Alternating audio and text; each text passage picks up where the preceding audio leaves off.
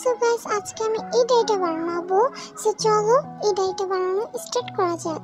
So আমি ফার্স্টে হচ্ছে কয়েকটা ফোল্ড পেপার নিয়ে নিলাম। সো এগুলোর মধ্যে একটা সাদা কালার এটাকে ভাঁজ করে নেব। আমি যেভাবে ভাঁজ করছি তোমরা সেভাবে কিন্তু ভাঁজ করবা। সো তারপর আমি ভাঁজ করে নিচ্ছি এইরকম করে সবগুলো পেপারই ভাঁজ করে নিব। সো আমার সবগুলো পেপার ভাঁজ করা ডান। সো এখন আমি এটা খুলে নিব।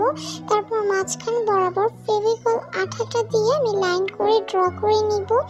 সো এইভাবেই হচ্ছে কি আমি ড্রটা করে নিব এন্ড এটার উপরে সব কাগজগুলো হচ্ছে কি লাগিয়ে দিব।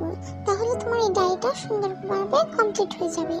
সো এখন হচ্ছে আবার ভাঁজ করে নিলাম। দেখো কতগুলো পেপার হয়েছে। সো আমি আমার পছন্দের মতো রং করে নিলাম। সো এখন হচ্ছে কি আমি ড্র করব।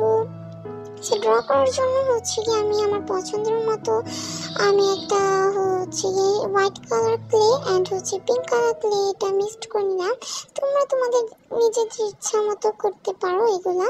সো আমি এখন ক্লেটাকে পাতলা করার জন্য এখন হচ্ছে কি আমি একটু এটার সাথে পানি মিক্সড করব। তোমাদের যদি মনে হয় পানিটা বেশি পড়ে গেছে তাহলে তোমরা একটু ক্লে দিয়ে তোমরা একটু সম্পূর্ণভাবে করে নিতে পারো।